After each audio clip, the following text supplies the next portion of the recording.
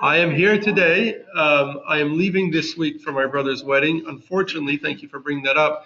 Unfortunately, I was not able to find, everyone seems to be out of town next weekend. I was not able to find a replacement for the next 2 weeks. I'm going to be away for the weekends. So we're not going to have a breakfast or class for the next 2 weeks. I hope you guys will survive without me. Hillary wanted to speak. All right, maybe we could do that. That's a good idea. Give me the thing and I'll do the I could give you, yes. What's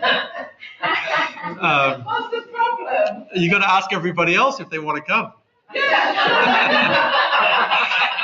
you won't come, if I he said yes, Rabbi. Very good.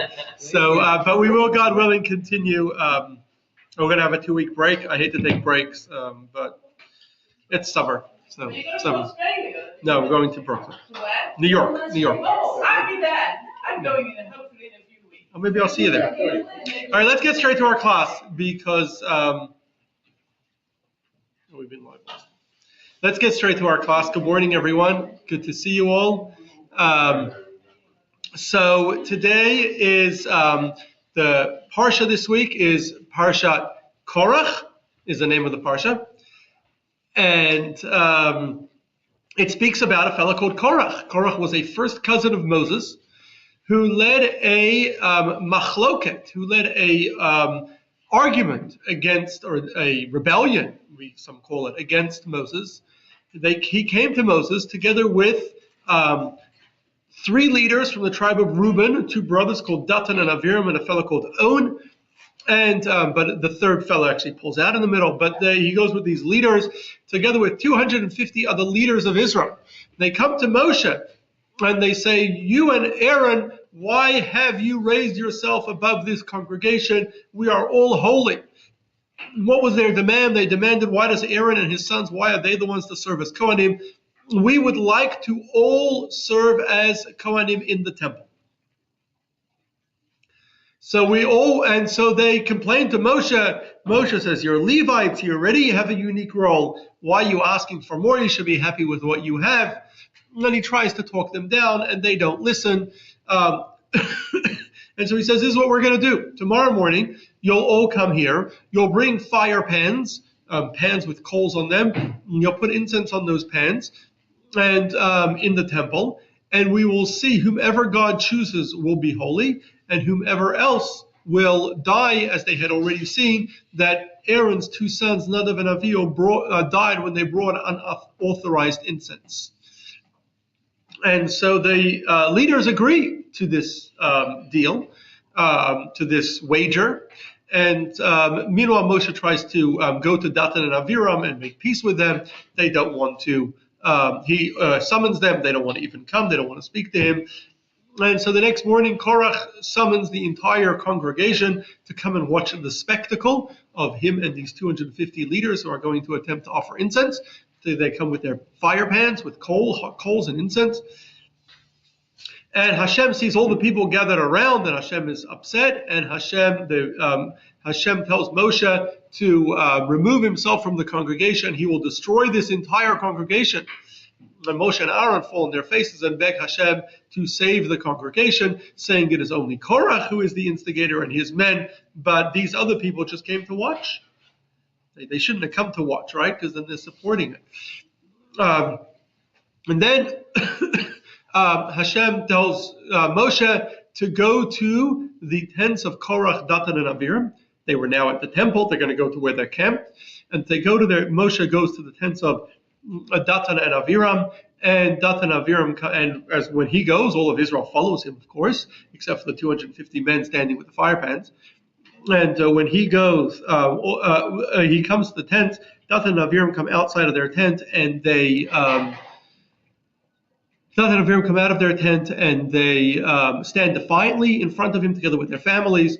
Moshe then turns to the people and he says, "If these people die natural deaths, you will know that Hashem did not send me. But if Hashem creates a new creation that's never been seen before, and the earth opens up and swallows them alive, that will be a sign that Hashem has sent me. And all that I did on Hashem's instructions." And so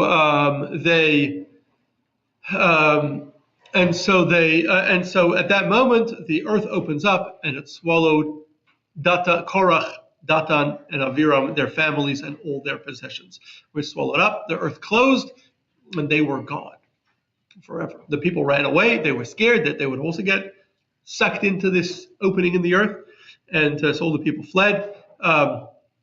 Meanwhile, back at the temple where Aaron and the 250 men were offering incense, and Korach himself and 250 men were offering incense, a fire came and burned those 250 men and Korach. And so they, as a result, they all died. The next day, the people come to Moshe and they say, "You are responsible for the death of all these people. Why did you tell them to come and offer incense?" And because they're complaining to Moshe, a plague breaks out in the camp and people start dying. And Moshe tells Aaron to take the incense that normally would only be offered inside the temple, put it on the fire pan and walk among the people. And as he walked among the people, the plague stopped, showing that it is not the incense that is deadly, because it had already killed Aaron's 2 sons and now these 250 men, but it is one's sins that are deadly. And the incense can save too. And we once did a class some time back about the power of the incense, a little while back. So the plague stops. A lot of people died in this plague. And then Hashem tells Moshe to tell Aaron and each of the leaders of the 12 tribes to give their staffs. Everyone had a staff. If you were an important person, one of the status symbol was you would walk with a stick, with a fancy stick. And so everyone should give their stuff to Moshe. He's going to put it inside the Holy of Holies in front of Hashem overnight, and then they will see, Hashem will choose whose is, and he wrote everyone's name on their stick, and we'll see who Hashem chooses. The next morning they came, and Aaron's stick had sprouted flowers and had blossomed with almonds. And so that was a sign that Hashem had chosen Aaron, and Hashem told Moshe to keep that stick in the Holy of Holies forever, as a sign that people always remember that Hashem has chosen Aaron. Then Hashem gave firstly Aaron a role, and the Kohanim, the Levites, a role to ensure that people do not go where they're not supposed to in the temple, and do not offer sacrifices, or do not do the service that they're not supposed to do. Not only are we non-Kohanim forbidden from doing so, but the Kohanim have a responsibility to stop us.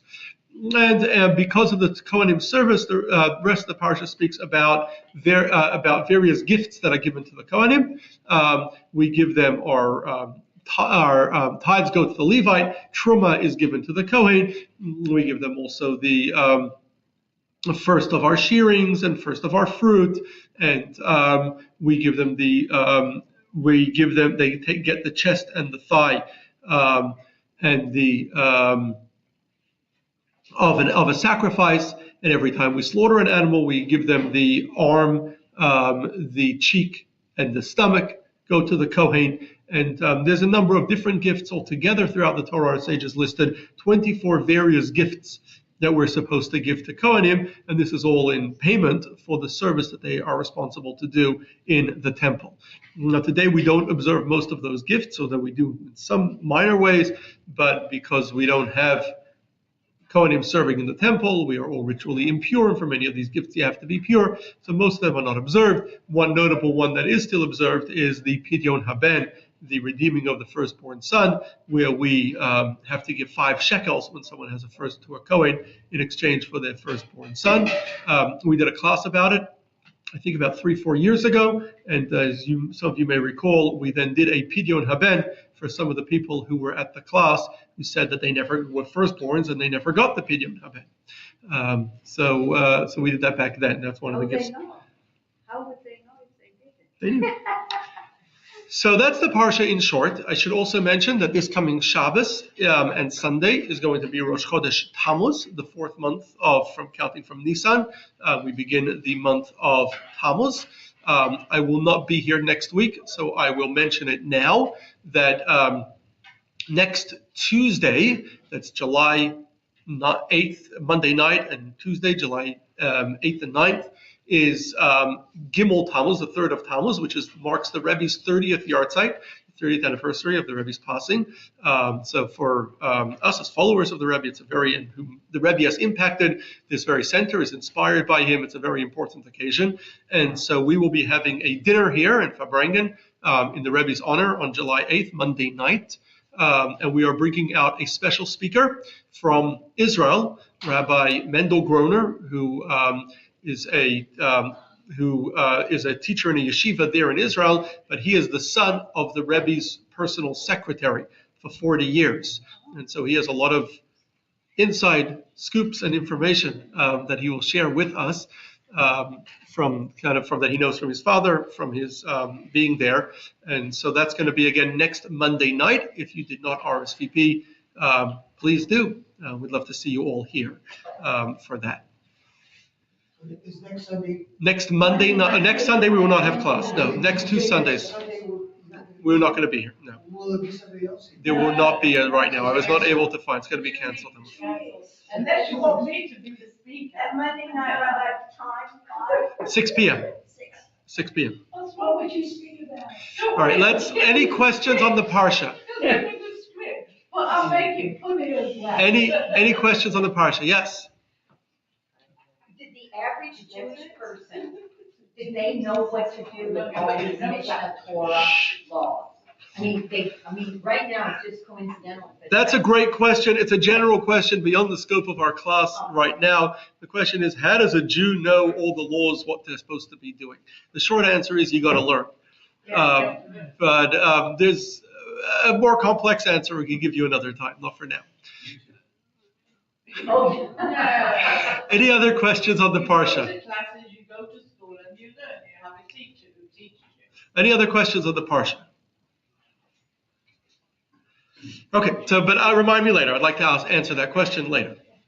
Okay, so given that today's parsha speaks about the disagreement of Korach, the fight or rebellion led by Korach and his people, I figured that today would be the perfect week to talk about our big question of why can't we all just get along? we do, don't we? I hope you have the much. I hope you have the answer.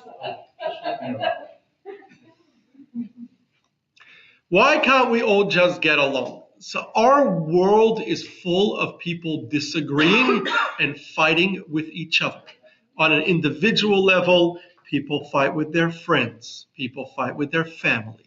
People fight with their coworkers, with their neighbors, with people they bump into. People are with other drivers on the road. People are constantly getting into fights, arguments, disagreements on a very personal level. On a macro level, larger groups also tend to fight with each other. Various interest groups fight with each other within any particular political system. Various political parties fight with each other. Some of them get quite difficult. Some fights on a national level, nations, countries tend to fight with each other. There's constant wars, constant fighting, and there has been throughout history. Unfortunately, Jews have not been saved from this problem of disagreement and fighting. We have a very, very long history of that within the Jewish community. Within our long Jewish history, there's the old joke, which you've probably heard, about the Jew who lived alone on an island, and one day he is discovered and they find him, and he takes them on a tour around the island to show them the home that he built and the pool that he dug and all the other, and the tennis court that he made and all the other things that he had on his island. And he also, of course, shows them the shul that he built, and then he shows them the other shul, and they say, why do you need another shul? And he says, that is the shul I don't go to. So, but it's a joke, but it's very true, because so many Jewish communities, including very small Jewish communities, it's often that you go to these small towns and very small Jewish communities, and there's two shuls. Why two shuls? Because they got into a fight at some point many generations ago, and these people don't go to that shul, and these people don't go to that shul, and Jews have always had these struggles, unfortunately. Our history is full of fighting. Jacob's sons already, well, it goes back to Adam, his sons, they were before Judaism. Adam's sons, Cain and Abel, fight. Jacob's sons fight with Joseph. They end up selling him as a slave. When Israel is in the desert, there's this dispute when Korach led 250 leaders to challenge Moshe and Aaron as the high priest. That dispute ended pretty badly when Korach and his co-conspirators were swallowed into the well. Korach and his co-conspirators were swallowed into the ground, and the rest of them died in a fire. But later, in the land of Israel, there's discord among the tribes throughout the periods of the judges and kings, until eventually, after the death of King Solomon, they split into two kingdoms, and the two kingdoms continue for hundreds of years. Our sages say that the temple in Jerusalem was destroyed because of sinat chinam, because of baseless hatred. We know when the Romans besieged Jerusalem in the Great War against the Romans, the Jews themselves were fighting each other more than they were fighting the Romans. There were various Jewish militias that were all going after each other. Unfortunately, we have continued to fight within the Jewish community and between ourselves in the years since. Unfortunately, it's always been part of our Jewish story, constant disagreement, constant fights, some of them that have been very, very problematic, some that have created some very, very great problems. Fighting is not unique to Jews, of course. It is part of the human condition. It exists in all communities. It exists in all places. People, wherever they are, have always been fighting. Jews have not been saved from that malady, from that problem.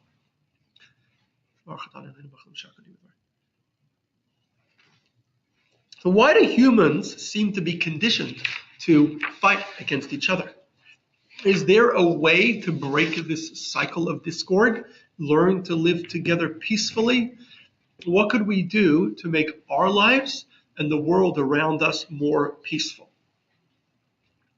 So what makes our world so full of discord?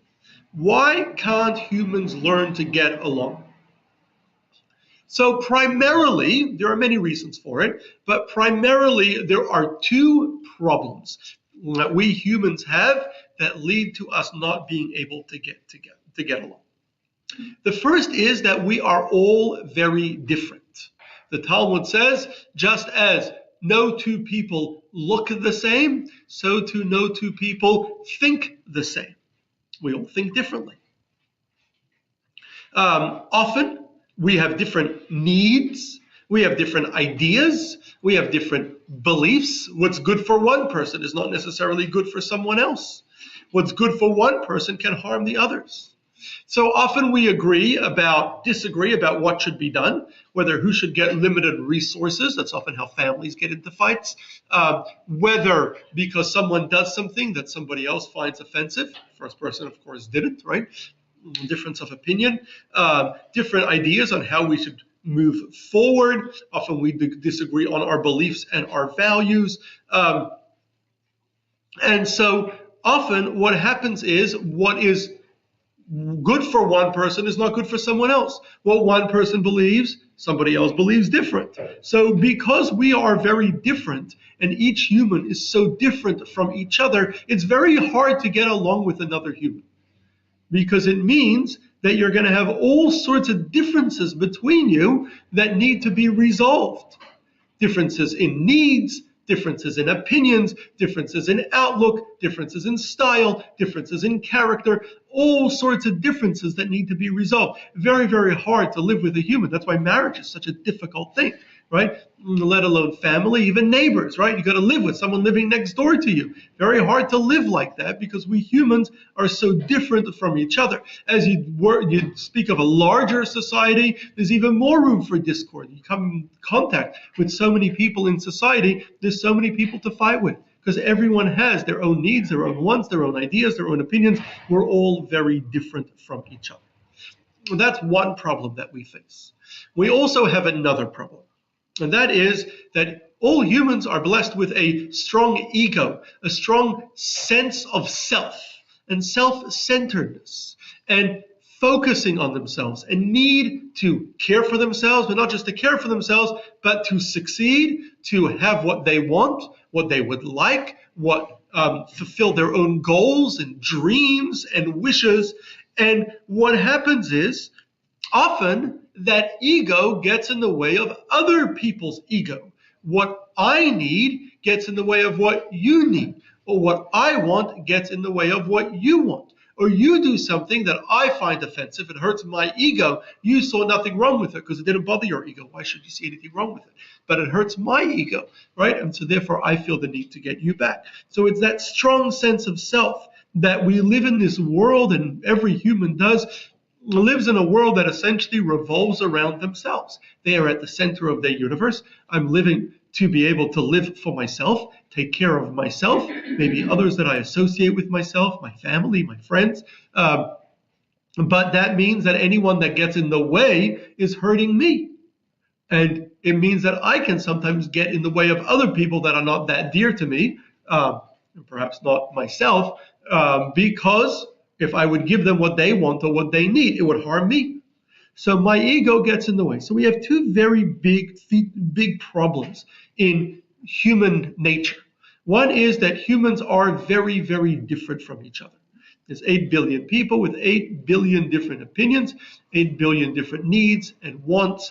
And so we're very, very different from each other, makes a lot of room for disagreement and for fighting.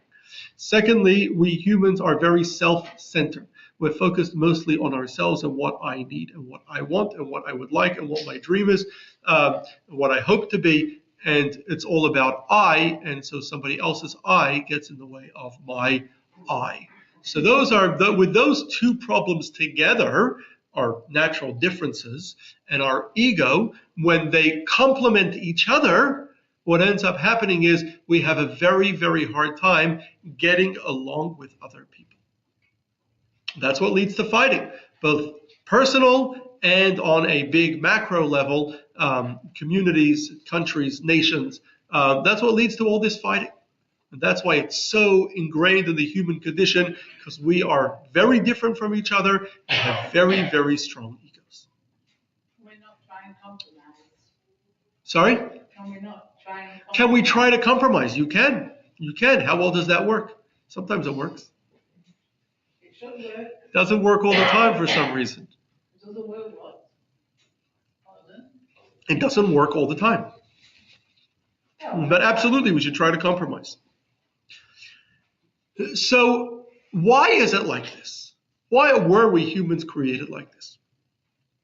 So the story of creation at the beginning of Genesis tells us how Hashem created the world in 6 days. Each day, Hashem created something else. On the first day, there was just him. On the first day, he created light, and he saw that the light was good. On the second day, he separated between the lower waters and the upper waters, between heaven and earth. On the second day, it doesn't say he saw that it was good. On the third day, he moved water on earth to reveal dry land, and he saw that it was good. He then created vegetation on that land, and he saw that it was good. Our sages explain that on the second day, when he separated the waters, when he separated heaven from earth, he did not see that it was good, because on the second day, he created disunity. The first day was a day of unity. There was only one. It was just one, just God. On the second day, God created disunity. Others, lots of others, infinite number of others, infinite possibilities, each one different from the other, huge amount of disunity. It wasn't good. Then on the third day, he created dry land where humans would eventually reside. Chassidus teaches that on the third day, he brought back unity into the discord that had created on day 2. And that's why it says twice, he saw that it was good.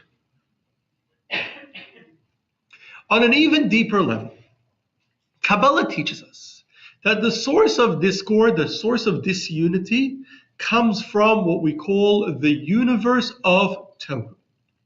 In Kabbalah, it explains that our universe and the system of Hishtalshalut, which is a complex system that God used in order to create our universe. In other words, we weren't just created instantly, but there were many steps along the way until we got here. But that whole system of Hishtalshalut, including our world, is all a second round of creation.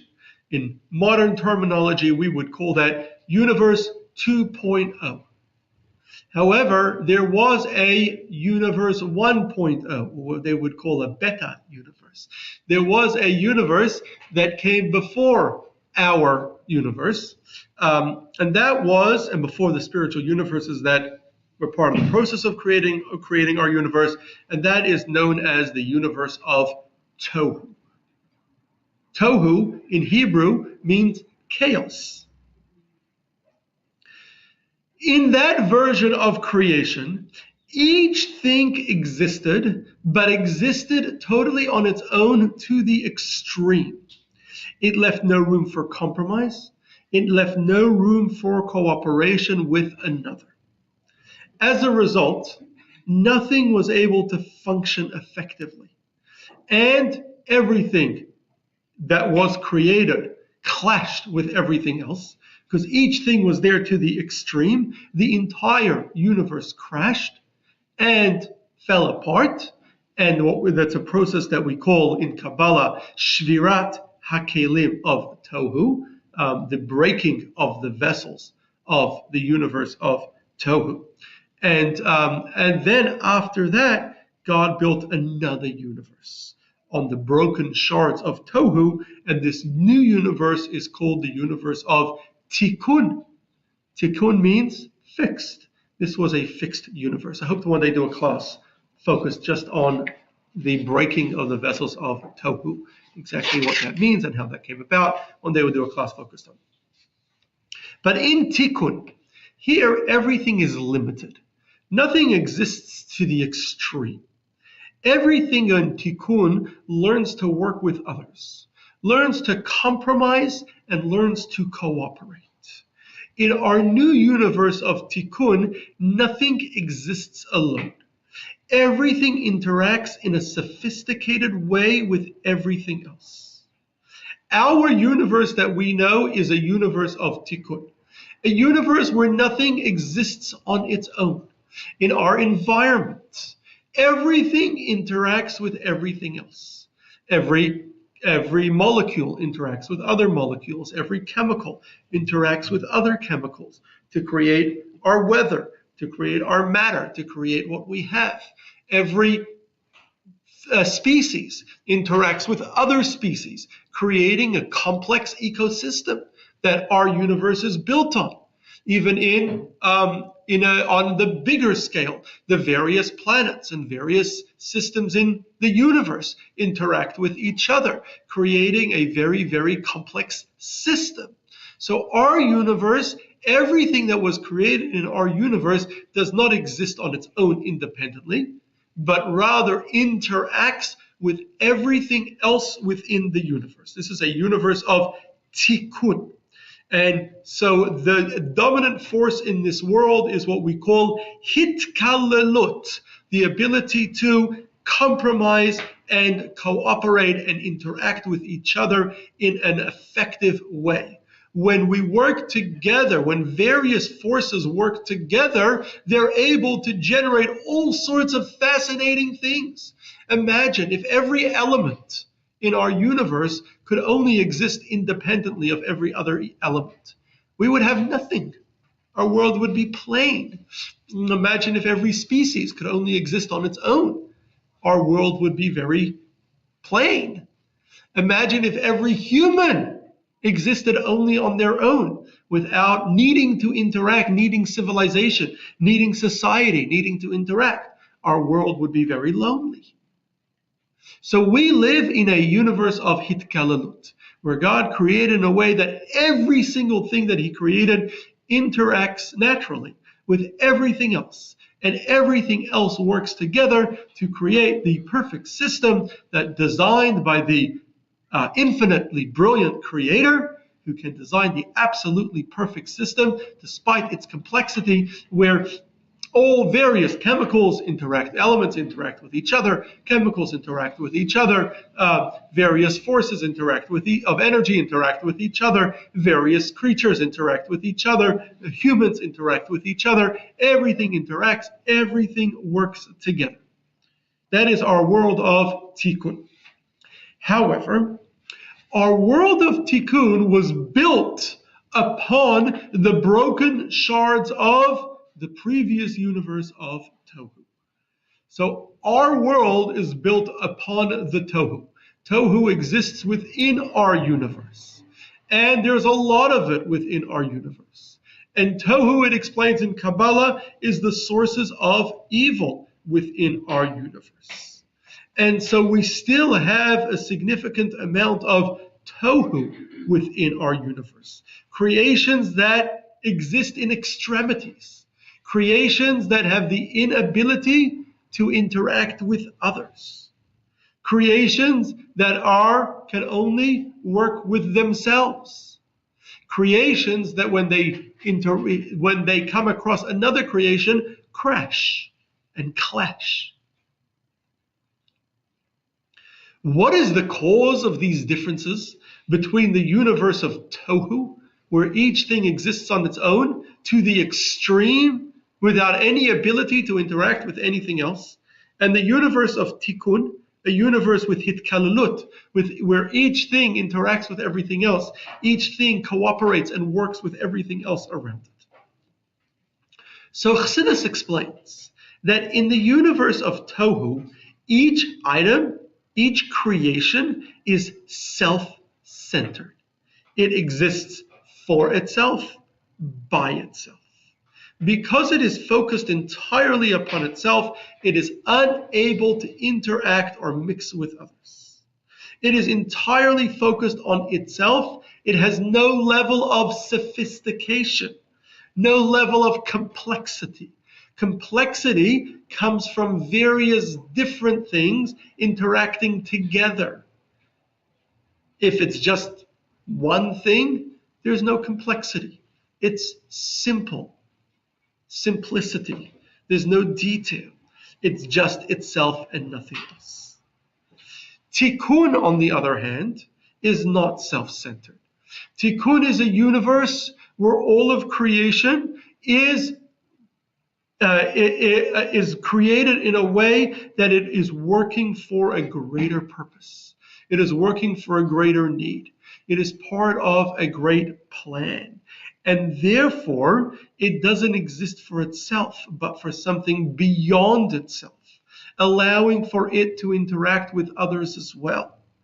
It is therefore, because it interacts with others, it is sophisticated, it is complex, and that allows it, with that sophistication, allows it to work with others, make room for others. It's made up of parts, of detail, of complex detail, and that allows for it not being in the extreme, allows it to make room for others, to adjust for others, that there's room for everything can work together. Let's use a common parable. In Chassidus we use the parable of a king, but I'll use a more relevant parable that perhaps we can relate to. Imagine if you have a large company, large corporation. And this large corporation has many different departments. One department of this corporation is the finance department. The finance department is led by the CFO, the Chief Financial Officer. A Chief Financial Officer, thank you. The Chief Financial Officer, his goal is to make sure that the company is financially stable. He must make sure that there is money flowing in and money flowing out, that the bills are paid and that the invoices are collected, and must make sure that the expenses are not more than the income, If they are, find a way to cut expenses or find a way to increase revenue. That is the finance department, and they have a whole team ensuring that the company's balance sheet is running smoothly, allowing the company to function, allowing all the employees to get paid, allowing the shareholders to build equity in their shares. Then you have the marketing department. Leading the marketing department is your CMO, Chief Marketing Officer. Now, the marketing department, their goal is to make as many sales as they possibly can. Maybe it's the sales department. But their goal is to make as many sales as they possibly can, to increase sales in every single way possible. And they are constantly coming up with new gimmicks and new ideas. How can we sell this better? How can we increase sales? We can offer deals, discounts, lower the price, invest in marketing, buy expensive advertising, find ways to put the product in front of people, find ways, hire more salespeople, how we can increase revenue. Now, the thing is, in this company, as in most companies, the CFO and the CMO, the Chief Finance Officer and the Chief Marketing Officer, they don't get along too well because they have totally different needs, totally different goals. The Chief Financial Officer wants to make sure that the company functions, that it runs, that they're covering their bills so they can pay all their bills. The Chief Marketing Officer wants to increase sales. The Chief Marketing Officer says if we cut all products by 25%, then we will increase our sales significantly. Chief Finance Officer says we cannot do that. How will we then pay our bills, right? Chief Marketing Officer says we should be spending huge amounts of money in getting the word out, putting TV ads and other ads all over the place, billboards, getting ads out there. But we need to hire more salespeople, and we can sell a lot more product. Chief Finance Officer says, very good, but how are we going to afford it? We don't have the money for that. We don't have the revenue to be able to cover that. They don't get along. Each one has a totally different goal, totally different purpose. If it was just them two running the company, they would clash. They would probably get nowhere. Thankfully, the company has someone else who's called the CEO, the Chief Executive Officer. The Chief Executive Officer, her goal is to ensure that the company is functioning, the company is growing, the company keeps increasing its sales. His chief goal is to continue improving the value of the company, improving the value of the shareholders. That is his only goal. And so he sees a bigger purpose than both of them. The marketing officer wants to increase sales. The finance officer wants to make sure that the bank account doesn't go into the red, that they don't go into debt. The CEO, the Chief Executive Officer, sees both. They want to both increase sales, and they want to make sure the company runs effectively, and they need to balance the two.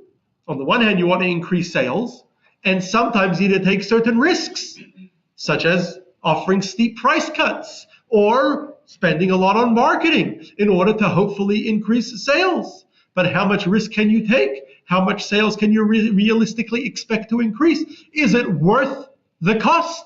Is it worth the risk? Do they have a financial cushion in case it doesn't go right? In case it doesn't increase sales the way it's expected, right? So the Chief Executive Officer sees the bigger picture of it all. So long as someone only sees what they need, they only see themselves. So long as the Chief Marketing Officer just sees their role of increasing sales, and the Chief Financial Officer only sees their role in making sure that the books are balanced, then they're going to clash. They will never get along. But when they're with the chief executive officer, and the chief executive officer helps them understand that their real goal is to improve the value of the company, and to increase the stock value, improve the long-term value, maybe not short-term, long-term value of the company for the shareholders. That's the owners of the company. That's their real goal. Then the individual goals are just means to an end, where you want to increase sales so that you increase the value of the company. You want to make sure the company's books are clean, are solid, that to increase value of the company. It all serves the same unified goal. And so the universe of Tikkun is a universe that has a CEO. Tohu is, think of a company where there is no CEO and every department does whatever they want. What do you think happens? It doesn't work too well. It leads to chaos. Tohu, chaos. In Tikkun, that's a company with sometimes there is a CEO in name, but they're not very efficient or very effective. And so the company falls apart because everyone's doing their own thing. Tikkun is when there's an effective CEO and everyone knows what the ultimate goal and ultimate purpose. And he keeps their eyes on the ball to make sure they never lose sight of the ultimate goal and ultimate purpose. And don't get carried away with the specific things that they are doing. And so then when you see that, then we all get along, because I recognize, even if I'm the chief marketing officer, that cutting a too steep a price is not worth it, because yes, we'll make more sales, but we'll still lose money. Or we take too great of a risk that if it doesn't turn out as planned, the company won't be able to recover. So the chief marketing officer understands that because they see the bigger picture, and the chief finance officer recognizes sometimes we need to take on debt in order to have a chance at growing the company further, right? Sometimes we have to dig into our principal or into our rainy day money in order to make the company grow further. We have to take risks. So each one sees the bigger picture. In a universe of Tikkun, where we all see the bigger picture, then we are all able to get along. So our world is built on Tikkun. It's built on a universe where God's presence could be felt, or could be exists within our universe in a way that we can see the bigger picture. It's built in a way that every creation is created with a mission and a purpose that is part of a much, much greater picture. It is built in a way that each one should recognize that life is not about me, but about something greater than me. However, our universe of Tikkun is built upon the broken shards of Tohu. And that means that our universe also has a lot of Tohu in it. Every person is blessed with a strong ego, a strong sense of self. Yes, we humans know how to be selfless, but we have a tendency to be selfish. We know how to see the bigger picture, but we have a tendency to forget about the bigger picture and only think about ourselves or our own narrow goals. Yes, we have the ability to be sophisticated and complicated, to recognize that when you see a bigger picture, there's lots and lots and lots of different parts to it. There isn't just one simple thing that I need or I want, but there's many, many, many different parts that all need to be weighed in order to be able to make the right decision. However, it's hard. We often don't see that. We often get carried away with the tohu inside of us that just has a single goal, single-minded goal, and we focus on that goal to the detriment of everything else that gets harmed and everyone else that gets harmed on the way. So while yes, we have the power of Tikkun, we have the power to see the big picture. We have the power to see the goal behind everything.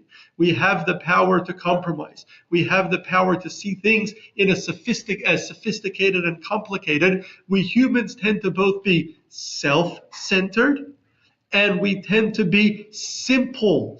We oversimplify things.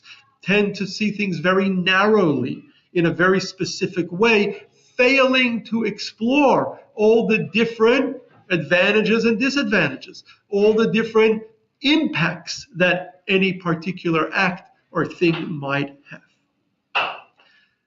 So what is then the solution to these two problems that lead humans to so much fighting, so much argument, and so much discord?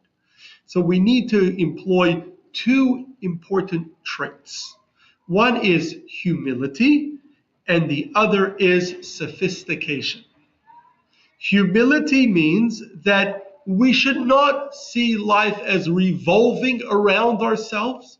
Wake up in the morning saying, what do I want today? What would I like? What do I need?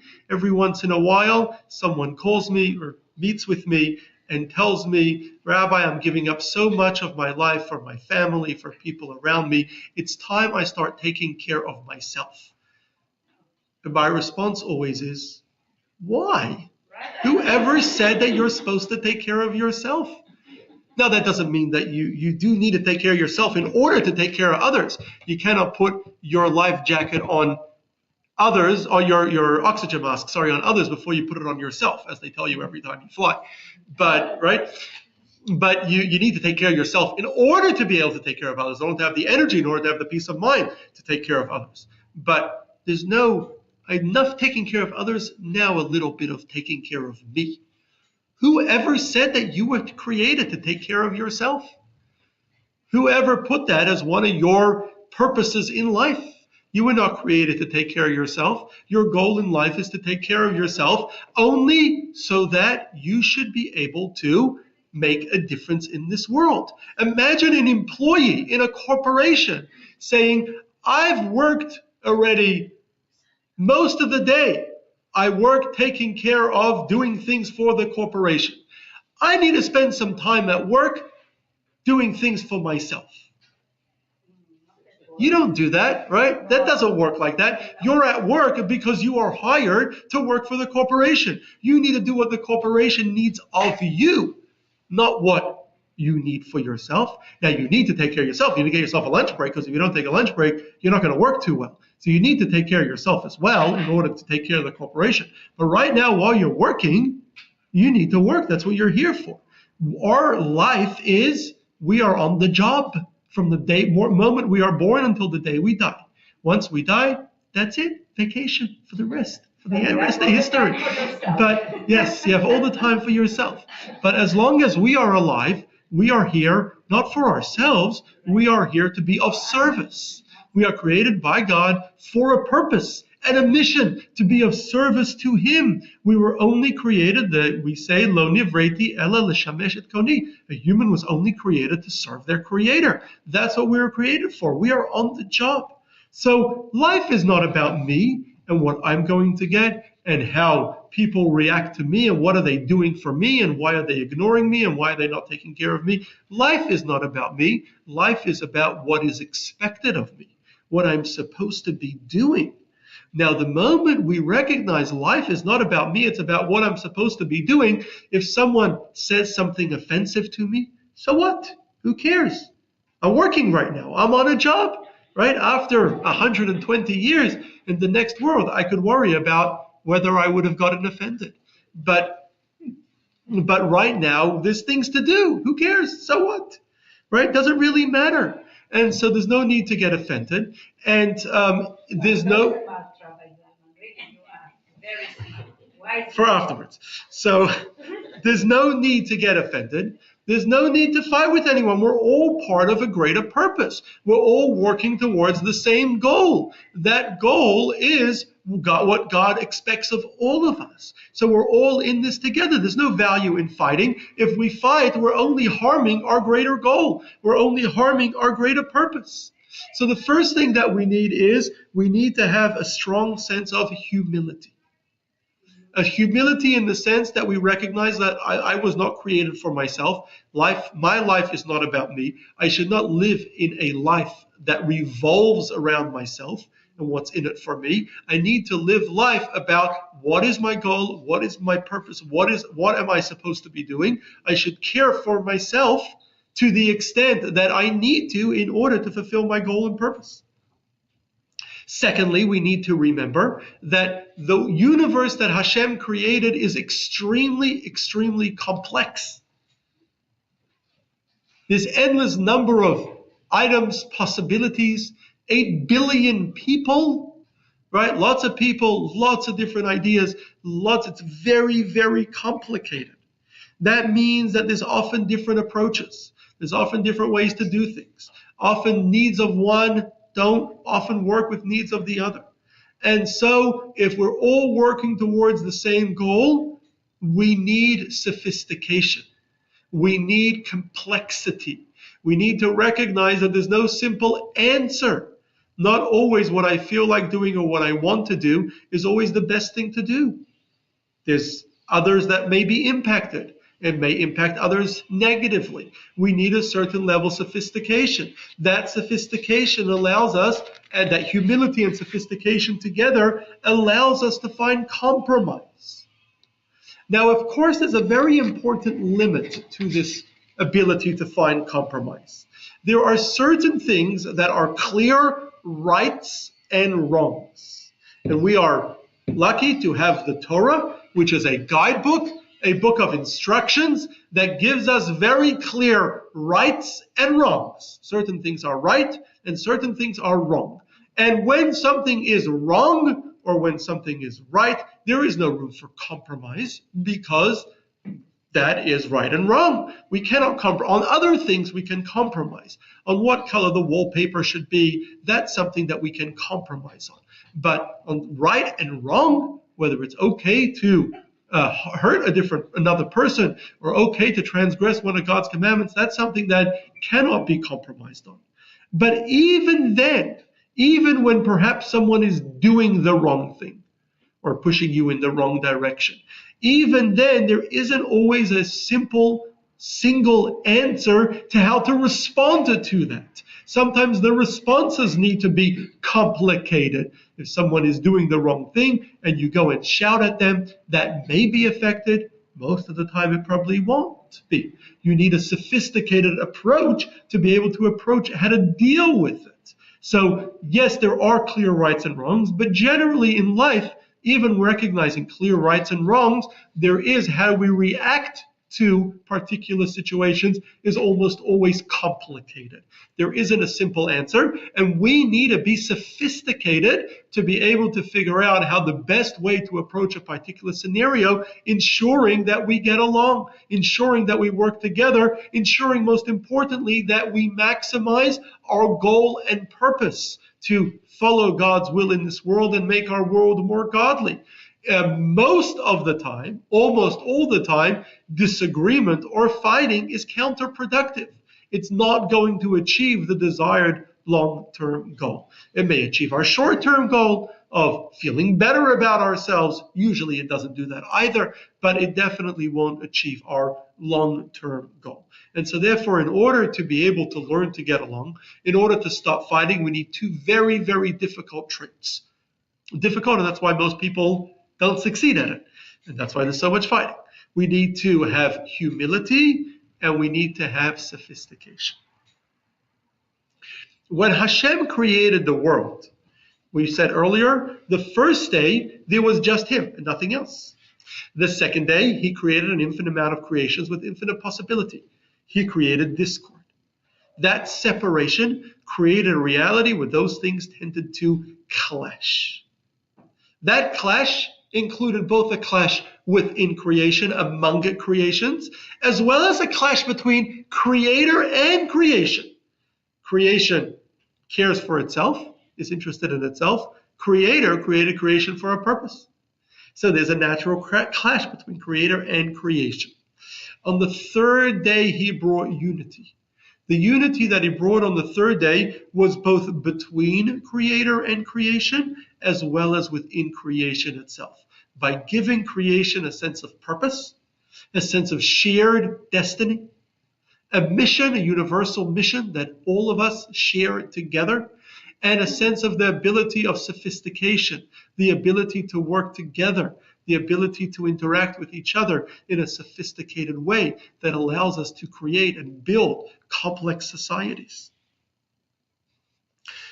The Midrash says that the 6 days of creation are also reflected in the Jewish history, starting with Adam, the first 1,000 years, each day being 1,000 years.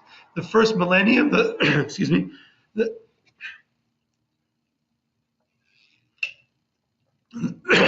first millennium, the first 1,000 years went very smoothly, representing the first day of creation. The next 1,000 years led to disunity, it led to struggle, it led to sin, eventually it led to a flood, where God brought in the year 1656, after Adam, God brought a flood and destroyed the universe.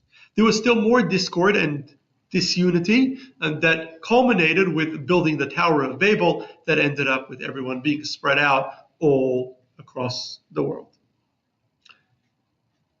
Then, however, in the third 1,000 years, we had Abraham. Abraham was born just before the third 1,000 years began, just before the year 2000.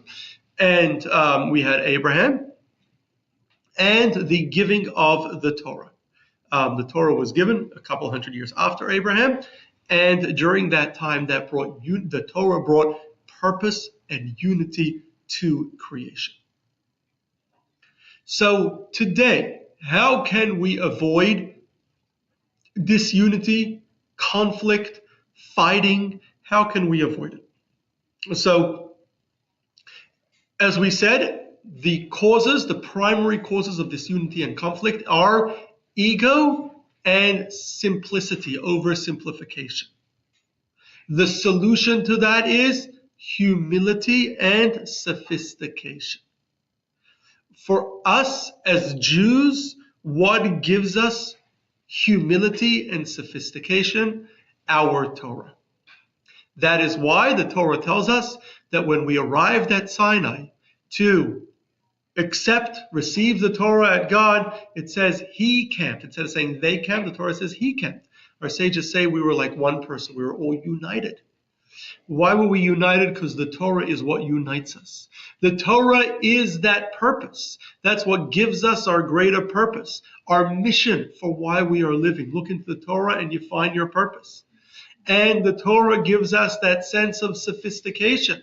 The Torah has 613 commandments. Each of those commandments are complicated, detailed. Why so much complication? Why so much detail? Our universe is complicated. It's easy to oversimplify things. We have a tendency as humans to do that. It's the easy way out. It's the wrong way, though. In Judaism, we always, for every question, we have a complicated answer. We never have simple answers.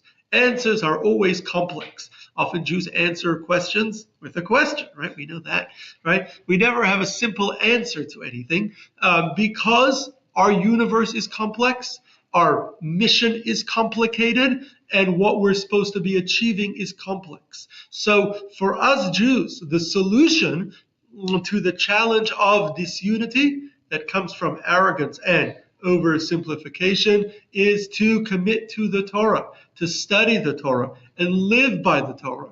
And when we do that, that allows us both to have humility, recognizing the purpose of our lives is not for ourselves. Life should not be self-centered. I don't live for myself, to care for myself, but I live to fulfill God's mission and purpose of me. And recognize that that mission and purpose is complicated because there's 8 billion people that each have a role in that mission. Imagine working for a corporation with 8 billion people, with each person having a job and each person having another purpose. If you add all the people over history, it becomes many times that. And so we each have a job, each have a purpose. It is complicated. The solution is not always simple. We don't go for the simple answer, but we try to find the best ideal answer based on what God has taught us. And hopefully this can help us, at least if we start with trying to bring unity by recognizing these two values of humility and complexity, sophistication, recognizing how the Torah gives us both these values, then hopefully, at least in our own lives, we can have more unity with the people around us. And hopefully, because our environment does interact, and we do interact with each other, our actions impact others. And hopefully that will then make our world on a whole much more peaceful. I thank you again for joining us. Thank you, Liz and Alfonso, for sponsoring this breakfast. Once again, I'll take questions in a moment. I want to get back to Elizabeth's question. Once again, we will not have class the next 2 weeks because I will be away. So we will not be here. Just finished. Give me a moment. One more minute. We will not be here the next 2 weeks. We will resume on July 21st when we will talk about the Jewish laws of inheritance and a Jewish estate law. So that will be July 21st. I look forward to seeing you all back then. We're pretty empty on sponsors going forward. So if anyone is able to sponsor a upcoming week from July 21st and on, please let me know. We'd greatly appreciate it. And just a final reminder for next Monday night, July 8th, is we will have our dinner, Farbrengen, at 6 p.m. Please go on the, we sent out emails about it. Please go on the website, RSVP, so we know how many people to set up for. And we're not charging for it, but we'd like, we are asking for sponsors, but we'd like an advance RSVP. Please let us know.